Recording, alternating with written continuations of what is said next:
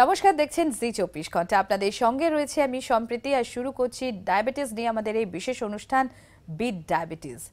ডায়াবেটিসে যারা আক্রান্ত বা যারা চান না এই ডায়াবেটিস মতো রোগে আক্রান্ত হতে, তাদের জন্য কি করণীয়, যদি ডায়াবেটিস হয় তার থেকে আর কি কি কমপ্লিকেশনস দেখা দিতে পারে। আপনার ডায়াবেটিস আছে অথচ আপনি ট্রিটমেন্ট করাচ্ছেন না, তার প্রভাব কতটা সুদূর প্রসারী হতে পারে, সমস্ত কিছু আমরা জানবো। আমাদের সঙ্গে রয়েছেন বিশিষ্ট চিকিৎসকেরা, doctor Debashis Giri, MD/DM endocrinology, consultant endocrinologist, medical director, Sugarline health care private limited, Kolkata. Doctor Giri, আপনাকে স্বাগত জি 24 ঘন্টায়। আমাদের সঙ্গে রয়েছেন doctor Kaushik Sen, MBBS MD/DM endocrinology, consultant endocrinologist, Charnock hospital, Kolkata. Doctor Sen, আপনাকে স্বাগত জি 24 ঘন্টায়। এবং আমাদের সঙ্গে রয়েছেন doctor Sunetra Mondal, DM endocrinology, consultant endocrinologist, GD hospital and Apollo sugar clinic, Kolkata. Sunetra, আপনাকে স্বাগত জি 24 ঘন্টায়। আমি প্রথমেই চলে যাব ডক্টর দেবাশিস গিরির কাছে। ডক্টর গিরি, আপনার কাছেই জানতে চাইবো, দীর্ঘদিন যদি আনট্রিটেড থাকে ডায়াবেটিস, তাহলে তার সুদূর প্রসারী প্রভাব বা লং টার্ম এফেক্ট কি কি হতে পারে বা কতটা মারাত্মক হতে পারে? দু ধরনের আমাদের জটিলতা দেখা দিতে পারে। একটা জটিলতাকে আমরা বলি তাৎক্ষণিক বা অ্যাকিউট কমপ্লিকেশন, সুগারটা অত্যধিক মাত্রায় বেড়ে গিয়ে ওনার জীবনহানির কারণ হতে পারে। আর অন্যটাকে আমরা বলি যে দীর্ঘমেয়াদী জটিল সমস্যা, ধীরে ধীরে সেটা বাড়তে থাকে এবং সেই সমস্যাগুলোর মধ্যে কিছু ভাগ করা হয়। ছোট ছোট ধমনী এবং ক্যাপিলারি যদি ইনভলভ হয় তখন সেটাকে আমরা বলি মাইক্রোভাস্কুলার কমপ্লিকেশনস, আর যদি বড় আর্টারি ইনভলভ হয় তখন আপনাকে সেটাকে বলি ম্যাক্রোভাস্কুলার কমপ্লিকেশনস। এবং মাইক্রোভাস্কুলার কমপ্লিকেশনসের সবচেয়ে গুরুত্বপূর্ণ যে তিনটি কমপ্লিকেশন সবসময় বলা হয়, একটা হচ্ছে রেটিনোপ্যাথি বা চোখের সমস্যা, তারপরে আসছে ডায়াবেটিক নেফ্রোপ্যাথি, আর একটি হয় যেটাকে আমরা বলি ডায়াবেটিক নিউরোপ্যাথি। যদি ভালো থাকতে হয় তাহলে অবশ্যই আমাদের ডায়াবেটিসকে নিয়ন্ত্রণে রাখতে হবে। আর ম্যাক্রোভাস্কুলার কমপ্লিকেশনস বা যেগুলোকে আমরা বলি বড় শিরা বা বড় ধমনীর কে ধরার জন্য যে সমস্যাগুলো হয় সেগুলো হচ্ছে হার্টের সমস্যা, করোনারি আর্টারি ডিজিজ, সেখান থেকে হার্ট অ্যাটাক, মায়োকার্ডিয়াল ইনফার্কশন হতে পারে এবং হার্ট ফেলিওরও হতে পারে।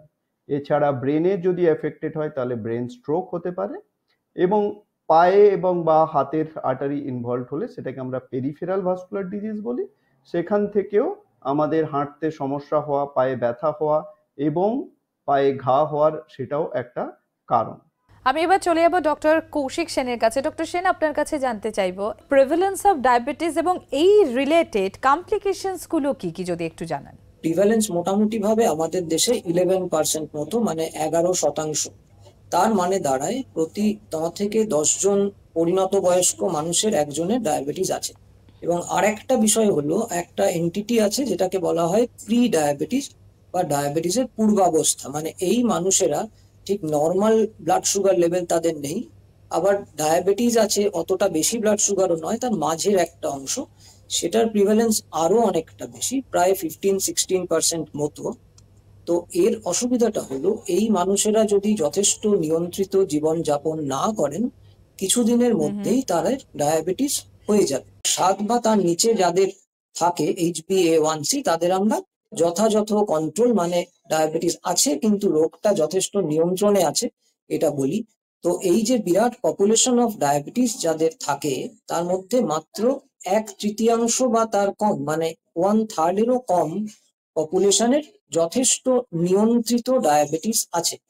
এটা জানার গুরুত্ব হচ্ছে যে যতটা বেশি সংখ্যক পপুলেশনের ডায়াবেটিস যথেষ্ট নিয়ন্ত্রণে নেই, মানে HbA1c বারংবারই 7-এর বেশি আসছে, তাদের কমপ্লিকেশন বা দীর্ঘমেয়াদী জটিলতাগুলো হওয়ার সম্ভাবনাও তত বেশি। তো আমরা যত বেশি এই রোগের বিষয়ে জানবো এবং তার চিকিৎসার বিষয়ে জানবো, তত বেশি করে আরো বেশি সংখ্যক মানুষকে আমরা নিয়ন্ত্রণে নিয়ে আসতে পারবো। আনকন্ট্রোলড বা আনট্রিটেড ডায়াবেটিসের প্রাইমারি রিজনগুলো কি, মানে কেন? যেহেতু সবাই রুটিন চেক আপ করে না, সে কারণে ডায়াবেটিসটা ধরা পড়েই অনেক পরে, মানে অনেক বেশি HbA1c, অনিয়ন্ত্রিত গ্লুকোজ লেভেল নিয়েই পেশেন্ট প্রথমবার ডাক্তারের কাছে যায়। তারপর গিয়েও পেশেন্টদের একাংশ মনে করে যে হয়তো আমার ওষুধ না খেলেই ভালো, ওষুধের প্রতি একটা অনীহা থাকে। কারোর অবশ্যই একটা লেভেলের পরে গিয়ে ইনসুলিন লাগে, বা কারোর ডায়াবেটিসের ধরনটাই এমন হয় যে ইনসুলিনই সঠিক চিকিৎসা। তো ইনসুলিন সঠিক সময়ে শুরু না হওয়া একটা ইম্পর্টেন্ট কারণ অনিয়ন্ত্রিত গ্লুকোজ হওয়ার। এবং এছাড়া অবশ্যই খাওয়া দাওয়া, যতই ওষুধ দেওয়া হোক, ইনসুলিন দেওয়া হোক, খাওয়া দাওয়া, এক্সারসাইজ যদি পরিমিত না হয়, এক্সারসাইজ যদি যথেষ্ট পরিমাণে না হয়, সেটাও একটা ইম্পর্টেন্ট কারণ ট্রিটমেন্ট চলা সত্ত্বেও ডায়াবেটিস অনিয়ন্ত্রিত হওয়ার। এবং অফকোর্স এই অনিয়ন্ত্রিত গ্লুকোজ লেভেল, এই HbA1c-টাই কারণ দীর্ঘমেয়াদী জটিলতার।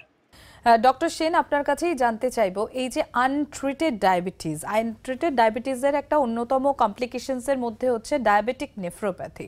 এটা কেন হয় এবং এর ফল কতটা মারাত্মক হতে পারে? এই ডায়াবেটিক নেফ্রোপ্যাথি এটা কি বিষয়, সেটাও একটু জানতে চাইবো।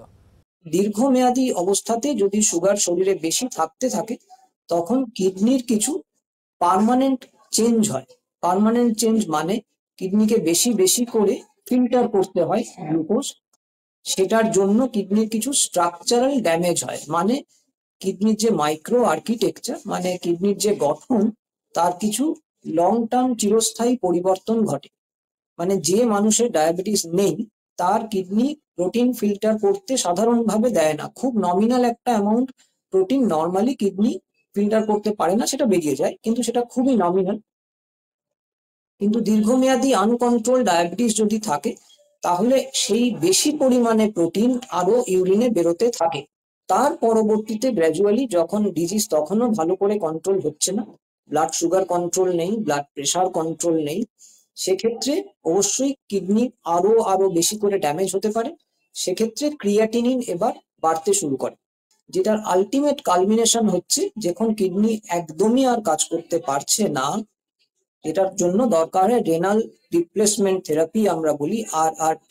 সহজভাবে বুঝতে গেলে সেটা হচ্ছে ডায়ালিসিস বা কিডনি ট্রান্সপ্লান্ট।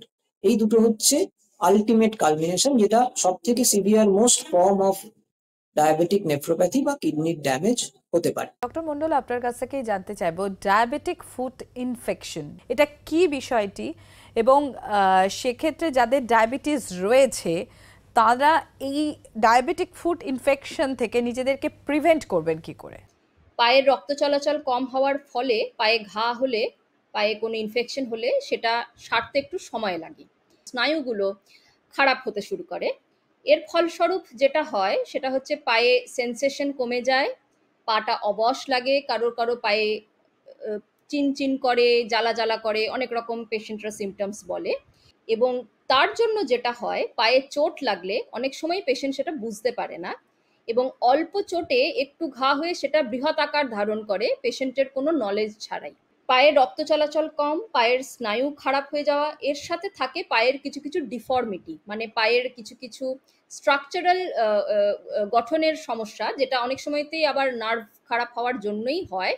যেমন পায়ের আঙুলগুলো একটু ক্লয়িং মতো, একটু ভাঁজ মতন হয়ে যাওয়া, অনেক সময় বুড়ো আঙুলটা একটু বাইরে দিয়ে বেরিয়ে যাওয়া, অনেক সময় পায়ের যে ন্যাচারাল আর্চটা থাকে সেটা নষ্ট হয়ে যাওয়া, এমনকি পায়ের ইনফেকশন হলে সেটা হাড় অবধি পৌঁছিয়ে ডায়াবেটিক ফুট অস্টিওমাইলাইটিস বলে, মানে হাড়ের অবধি ইনফেকশনটা পৌঁছে যেতে পারে, যেটা খুবই মারাত্মক।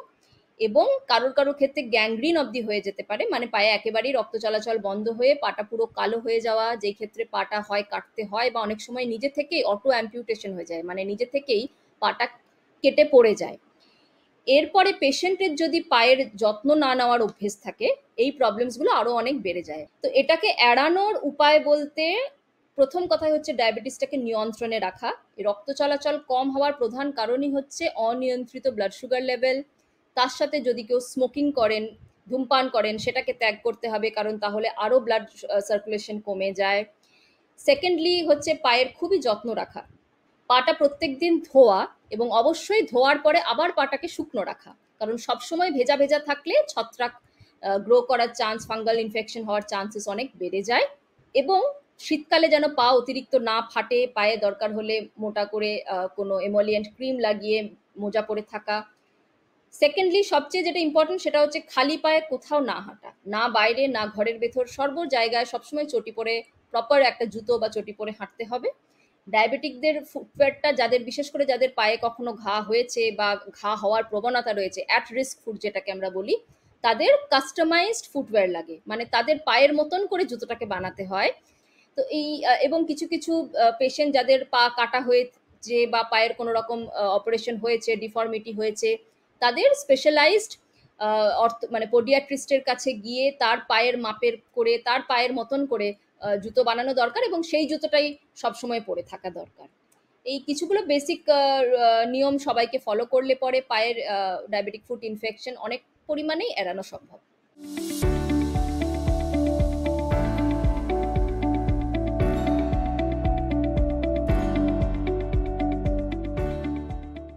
ডক্টর গিরি, আপনার কাছ থেকে জানতে চাইবো, এই যে আনট্রিটেড ডায়াবেটিস কার্ডিওভাস্কুলার কমপ্লিকেশনসকে কতটা বাড়িয়ে দিতে পারে বা কার্ডিওভাস্কুলার কমপ্লিকেশনসের দিকে লিড করতে পারে এই আনট্রিটেড ডায়াবেটিস? আমাদের সবসময় দেখতে হবে যে ডায়াবেটিসকে নিয়ন্ত্রণ রাখা, কারণ ডায়াবেটিসে কিছু কিছু যে চেঞ্জ হয় সেই চেঞ্জগুলো শরীরে ধমনীগুলোকে সরু করে দেয়। এই ধমনীগুলো সরু হতে হতে একটা সময় আসে যখন সেখানে রক্ত চলাচল অনেকটাই কমে যায় এবং হার্ট অ্যাটাকের সম্ভাবনা দেখা দেয়। সেই জন্য ডায়াবেটিস নিয়ন্ত্রণের সাথে সাথে যে হার্ট অ্যাটাক হওয়ার সম্ভাবনার জন্য যেগুলো দায়ী, যেমন উচ্চ রক্তচাপ, কোলেস্টেরল নিয়ন্ত্রণ এবং অনেক সময় প্লেটলেটকে ইনহিবিটরি কিছু ড্রাগস আছে যেমন অ্যাসপিরিন, সেগুলো দেওয়া দরকার কিনা সেটা সবসময় একটা রেগুলার নিয়মিত ইন্টারভেলে ডাক্তারবাবুদেরকে অ্যাসেস করতে হয় যে পেশেন্টের কার্ডিওভাস্কুলার ডিজিজ কতটা আছে। সো ডায়াবেটিস নিয়ন্ত্রণের সঙ্গে সঙ্গে রক্তচাপ এবং কোলেস্টেরল নিয়ন্ত্রণও জরুরি হার্ট ডিজিজকে আটকানোর জন্য। ডক্টর গিরি, আপনার কাছ থেকে এবার জানতে চাইবো, এই যে আনট্রিটেড ডায়াবেটিসের ক্ষেত্রে নিউরোপ্যাথি ঠিক কি রোল প্লে করে এবং আমাদের যে ডেলি লাইফ, সেই ডেলি লাইফে তার ইম্প্যাক্ট কি রয়েছে? শরীরের যে কোনো নার্ভ ডায়াবেটিস থেকে ক্ষতিগ্রস্ত হতে পারে এবং ডায়াবেটিক নিউরোপ্যাথি হতে পারে। দু ধরনের সিমটম হতে পারে। একটা সিমটম হচ্ছে অসাড় ভাব হয়ে যাওয়া, যেগুলোকে এবং সবসময় পায়ে একটা নাম ফিলিং হওয়া, পা কিসের উপর দিয়ে হাঁটছে সেটা বুঝতে না পারা, এবং অন্যদিকে আবার কিছু পজিটিভ সিমটমসও হতে পারে, যেমন যেগুলোকে বলা হয় যে পায়ে হঠাৎ করে জ্বলছে, কোনো কিছু ছাড়াই মনে হচ্ছে পাটা জ্বলে যাচ্ছে, জ্বালা করছে, পায়ে একটা সুচ ফোটানোর মতো অনুভূতি হচ্ছে, অনেক সময় ইলেকট্রিক যেমন চলে যাচ্ছে এরকম একটা সেন্স হচ্ছে, পা সবসময় একটা অদ্ভুত ঝিনঝিন করছে। এইগুলো একটা নিউরোপ্যাথির সমস্যা। এই নিউরোপ্যাথি আরো অনেক যন্ত্র বা অর্গানকে এফেক্ট করতে পারে, যেমন তার মধ্যে একটা হচ্ছে ডায়াবেটিস থেকে আমাদের ঘাম নিয়ন্ত্রণের সমস্যা হয়, তার থেকে ড্রাইনেস হয়, ড্রাইনেস থেকে আমাদের সবসময় একটা ইচিং হতে পারে, এবং সেক্সুয়াল ডিসফাংশনস হতে পারে, বিশেষ করে মেল সেক্সুয়াল ডিসফাংশনস হতে পারে। এছাড়াও সিস্টোপ্যাথি বলা হয় যে ইউরিনাল সমস্যা হতে পারে পেশেন্টের, সেখান থেকে পেশেন্টের বারবার ইউরিনে ইনফেকশন হওয়ার পসিবিলিটি দেখা দিতে পারে। নিউরোপ্যাথি দীর্ঘদিন থাকার ফলে পায়ের কিছু চেঞ্জ হয়ে যেতে পারে, পায়ের আর্কিটেকচার চেঞ্জ হয়ে যেতে পারে, পায়ে ডিফর্মিটি হতে পারে। দীর্ঘদিন নিউরোপ্যাথি থাকলে পেশেন্টের হজম ঠিক মতো হয় না, পেশেন্টের স্টমাকে অনেকক্ষণ খাওয়ার জমে থাকে, তার থেকে ভমিটিং হতে পারে, ডায়রিয়া কনস্টিপেশনস হতে পারে। সো দু ধরনের নিউরোপ্যাথি অ্যাকচুয়ালি হয়, একটাকে আমরা বুঝতে পারি পেরিফেরাল নিউরোপ্যাথি, আর একটা সবসময় বোঝা যায় না যেটা হচ্ছে ভেতরে অটোনমিক নিউরোপ্যাথি। এইগুলোর জন্য স্ক্রিনিং করতে হয় সবসময়। ডক্টর মন্ডল, আপনার কাছ থেকে এটা জানতে চাইবো, এই যে ডায়াবেটিসকে আমরা কিভাবে প্রতিরোধ করতে পারি, এক, আর দ্বিতীয়ত ধরুন যাদের ডায়াবেটিস রয়েছে তাদের যে সমস্ত কমপ্লিকেশনস হয় এই ডায়াবেটিস রিলেটেড, সেগুলো থেকে কিভাবে তারা প্রতিরোধ করতে পারেন, এই কমপ্লিকেশনস কি করে কমাতে পারেন? ডায়াবেটিসের আগে একটা স্টেজ হয় যেটাকে বলে প্রি ডায়াবেটিস, মানে যাকে সোজা বাংলায় বলতে border line blood glucose value, মানে এখনো ফ্র্যাঙ্ক ডায়াবেটিস হয়নি, ঠিক ডায়াবেটিসের পর্যায়ে ব্লাড সুগার লেভেলগুলো যায়নি, তবে নর্মালের চেয়ে বেশি। তো এই সময়টাই হচ্ছে আদর্শ সময় যেখানে আমরা ডায়াবেটিসকে প্রতিরোধ করতে পারি, ডায়াবেটিস হওয়াটাকে আটকে দিতে পারি। তো এই সময়তে যদি কেউ লাইফস্টাইল চেঞ্জ করে, মানে ওজন কমায়, খাওয়া দাওয়া ঠিক মতন পরিমিত পরিমাণে করে। পরিমিত পরিমাণ মানে কার্বোহাইড্রেট কম, ফ্যাট কম, প্রোটিন খুব একটা কমানোর প্রয়োজন না, এবং আনহেলদি হ্যাবিটস যতটা সম্ভব অ্যাভয়েড করতে পারে, ডেলি এক্সারসাইজ করা, প্রত্যেকদিন ৮ ঘন্টা মিনিমাম করে, তাহলে কিন্তু প্রি ডায়াবেটিস থেকে একেবারে নর্মাল হয়ে যেতে পারে। ডায়াবেটিসের স্টেজে প্রোগ্রেস নাও করতে পারে, অনেকটাই চান্সেস কমে যায়। শুধু তাই না, একেবারে একেবারে ছোটবেলা থেকেই ডায়াবেটিস প্রতিরোধের মেজার্সগুলো শুরু হতে পারে। বাচ্চার এক্সট্রা কারিকুলার অ্যাক্টিভিটিসে ছোটবেলা থেকেই যদি আমরা স্পোর্টস, সুইমিং এগুলোর উপরে বেশি জোর দিই, তাহলে ছোটবেলা থেকেই মোটা হওয়ার প্রবণতাটা কমে যাবে। বিশেষ করে যে সমস্ত বাচ্চার রিস্ক ফ্যাক্টর আছে, মানে যাদের ফ্যামিলি হিস্ট্রি আছে, মহিলাদের যদি পলিসিস্টিক ওভারিয়ান সিনড্রোম থাকে, বা কারোর যদি ফ্যাটি লিভার থাকে, কেউ যদি স্মোকিং করে, এদের রিস্কটা অনেকটা বেশি ডায়াবেটিস হওয়ার। তো যাদেরই এই সমস্ত রিস্ক ফ্যাক্টরস আছে এবং যাদের নেইও, তাদের সবারই উচিত হেলদি লাইফস্টাইল ছোটবেলা থেকে চিরকাল মেনটেন করা, এবং ৩৫, কোথাও কোথাও বলে ৩০ থেকেই ডায়াবেটিসের স্ক্রিনিং করা, আমার ডায়াবেটিস হচ্ছে কিনা সেটা বোঝার জন্য টেস্ট করা রুটিনলি। তো এইগুলোই হচ্ছে মূলত ডায়াবেটিস প্রতিরোধের ব্যাপারে। এবারে আসছি ডায়াবেটিসের জটিলতা প্রতিরোধ। ডায়াবেটিসের জটিলতা প্রতিরোধে বারবার আমরা যে কথাটা এতক্ষণ ধরে বলছি, যে প্রথমেই সবচেয়ে বেশি প্রয়োজনীয় জিনিস হচ্ছে ব্লাড সুগারটাকে নিয়ন্ত্রণে রাখা। HbA1c, যেটার কথা বারবার বললাম, একটা দীর্ঘমেয়াদী নিয়ন্ত্রণের মার্কার, গত ৩ মাসের অ্যাভারেজ সুগারের মার্কার, সেটা যেন কখনোই ৭ না পেরোয়, বা খুব কারোর ক্ষেত্রে ৭.৫, বাট ম্যাক্সিমাম লোকের ৭ যেন না পেরোয়, সেটা তার কম রাখতে পারলেই একটা জটিলতার চান্স অনেকটা কমে যায়। এরপরে যেটা আরো বারবার বলা হলো, ডায়াবেটিসের সাথে বেশিরভাগ জনেরই ব্লাড প্রেশার, কোলেস্ট্রলের সমস্যা থাকে, সেগুলোকে কন্ট্রোলে রাখা, সেগুলো টার্গেট আছে, যেমন HbA1c টার্গেট, সেরকম কোলেস্ট্রলের যেটা খারাপ অংশ LDL কোলেস্ট্রল, তার একটা টার্গেট আছে, নর্মালি ৭০-এর কম রাখা উচিত। ব্লাড প্রেশারের একটা টার্গেট আছে, বেশিরভাগ জনের ১৩০-৮০-র কম রাখা উচিত। ফুড কমপ্লিকেশনের প্রতিরোধ তো আমি আগেই বললাম, যে প্রপার পায়ের যত্ন নেওয়া এবং প্রপার জুতো পরা এবং টাইমলি টেস্ট করা, যাতে করে জটিলতার একদম শুরুর দিক থেকেই আমরা ব্যবস্থা নিতে পারি, যেন সেটা আর ফার্দার না বাড়ে। ডক্টর দেবাশিস গিরি, আপনার কাছেই জানতে চাইবে, এতক্ষণ ধরে আমরা যা ডায়াবেটিস সম্পর্কে যেটুকু আলোচনা শুনেছি, তাতে আমার মনে হলো যে এটা one of the lifestyle disease আমরা বলতেই পারি। তো সেক্ষেত্রে আমরা যদি আমাদের এই লাইফস্টাইলে যদি কিছু চেঞ্জেস আনি, মানে যেগুলো পজিটিভ চেঞ্জেস যেগুলো আপনারা বললেন, সেক্ষেত্রে আনট্রিটেড ডায়াবেটিসের ক্ষেত্রে কমপ্লিকেশনের যে রিস্কগুলো থাকছে সেগুলো কি আমরা রিডিউস করতে সক্ষম হব? তখন সেগুলো কি রিডিউস করতে পারবো? ডায়াবেটিসের যা চিকিৎসা যেরকম বলা হবে, খাদ্য নিয়ন্ত্রণ থেকে শুরু করে কায়িক পরিশ্রম করা বা যে কোনো ফর্মের এক্সারসাইজ করা, যেটা ডাক্তারবাবু বলবেন, ওষুধ সময় মতো খাওয়া, এবং সবচেয়ে গুরুত্বপূর্ণ যে আমাদের কোনো জটিলতা অলরেডি শুরু হয়ে গেছে কিনা সেটা জানার জন্য যে স্ক্রিনিং টেস্টগুলো করা হয় সেগুলো নিয়মিত করা খুবই গুরুত্বপূর্ণ। এবং সবচেয়ে গুরুত্বপূর্ণ, ডায়াবেটিস বা নিয়ন্ত্রণের সাথে সাথে, গ্লুকোজ নিয়ন্ত্রণের সাথে সাথে উচ্চ রক্তচাপ নিয়ন্ত্রণ, হাই কোলেস্টেরল নিয়ন্ত্রণ, স্মোকিং ছেড়ে দেওয়া, অ্যালকোহল সেবন কমিয়ে দেওয়া, এইগুলোও একটা কমপ্লিকেশনস বা জটিলতাগুলো কমাতে খুবই সাহায্য করে।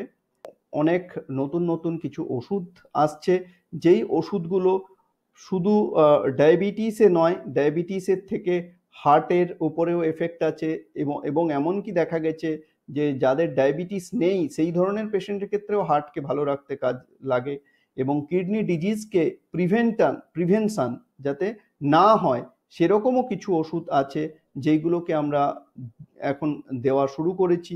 তো সব দিক বিবেচনা করে জটিলতা আটকানোটাই আমাদের প্রথম এবং প্রধান উদ্দেশ্য ডায়াবেটিসের চিকিৎসায়। এখন চিকিৎসা পদ্ধতি যতটা উন্নত হয়েছে, আমরা যদি সেই চিকিৎসা পদ্ধতির বেনিফিটস নিতে পারি, তাহলে একজন ডায়াবেটিস মানুষের সাথে আরেকজন যার ডায়াবেটিস হয়নি সেই মানুষের লাইফ এক্সপেক্টেন্সি এবং তার জীবনধারায় সাধারণত কোনো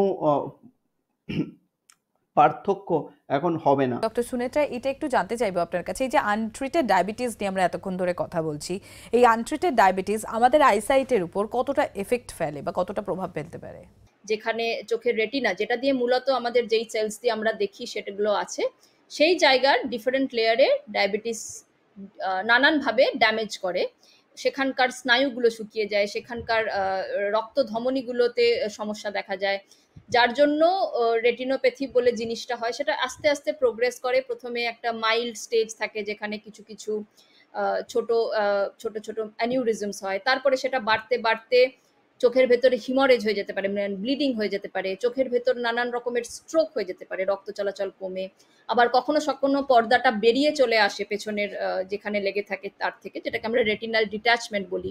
এগুলো হচ্ছে খুব সিভিয়ার ফর্মস, যেগুলোতে অনেক সময় সার্জারি লাগে। আর এই মেনলি আইসাইট এফেক্টেড হয় যখন যেই জায়গাটা দিয়ে আমরা চোখে দেখি, সেটাকে চোখের একটা রেটিনার একটা অংশ দিয়ে দেখি, যেটাকে ম্যাকিউলা বলে, সেই জায়গায় যদি এই সমস্ত সমস্যাগুলো হয়, জল জমা, সেই জায়গাটা ছেড়ে বেরিয়ে আসা বা সেই জায়গাটা শুকিয়ে যাওয়া, তখন যেটা হয় মোস্ট কমনলি জল জমে, যেটাকে আমরা বলি ম্যাকিউলার ইডিমা, সেটা হলে আমাদের আইসাইটে সমস্যা আসে। কোনো ট্রেডিশনাল প্র্যাকটিস বা কোনো ঘরোয়া টোটকা রয়েছে যেটা এই ডায়াবেটিসের ট্রিটমেন্টের ক্ষেত্রে হেল্পফুল? ঠিকঠাক ডায়েট এবং ঠিকঠাক এক্সারসাইজের ব্যাপারে ছোটবেলা থেকে অ্যাডভাইস করা, এবং সারা জীবন একটা হেলদি ডায়েট, ঘরের খাবার যেটাকে আমরা বলি সেটা যেন হেলদি হয়, বাইরের খাবার যতটা সম্ভব অ্যাভয়েড করা, এইটাই মেন। ডায়াবেটিস রিমিশন মানে ডায়াবেটিস ঠিক হয়ে যাওয়া, আগেকার দিনে ভাবা হতো এটা পসিবলই না, এখন কিন্তু একটা ছোট ফ্র্যাকশন হলেও কারো কারো ডায়াবেটিস রিমিশন হয়ে যায়, মানে ডায়াবেটিস পুরোপুরি ঠিক হয়ে যায়, হয়তো খুব সংখ্যায় কম কিন্তু হয়। সেটা কিন্তু মূলত তাদেরই হয় যারা একটা খুব হেলদি লাইফস্টাইল করে অনেকটা ওজন কমাতে পারে, তাদেরই এখনো অবধি কোনো ওষুধের চেয়ে বেটার লাইফস্টাইল মডিফিকেশন করেই ডায়াবেটিস রিমিশন হওয়া সম্ভব, এটা দেখা গেছে। অনেক ধন্যবাদ ডক্টর সুনেত্রা আমাদের সঙ্গে কথা বলার জন্য। আমরা এতক্ষণ জানছিলাম যে কিভাবে আমরা এই আনট্রিটেড বা আনকন্ট্রোল ডায়াবেটিস থেকে আমরা মুক্তি পেতে পারি, এবং তার থেকে যে যে কমপ্লিকেশনস তৈরি হচ্ছে এবং তার যে হাই রিস্ক থাকছে সেগুলো কিভাবে আমরা রিডিউস করতে পারি। ডক্টর দেবাশিস গিরি, ডক্টর কৌশিক সেন এবং ডক্টর সুনেত্রা মণ্ডল ছিলেন আমাদের সঙ্গে। আপনাদের সবাইকে অনেক ধন্যবাদ। আর আমাদের এই বিশেষ অনুষ্ঠান বিট ডায়াবেটিস এখানেই শেষ করছি, আর আপনারাও দেখতে থাকুন জি 24 ঘন্টা।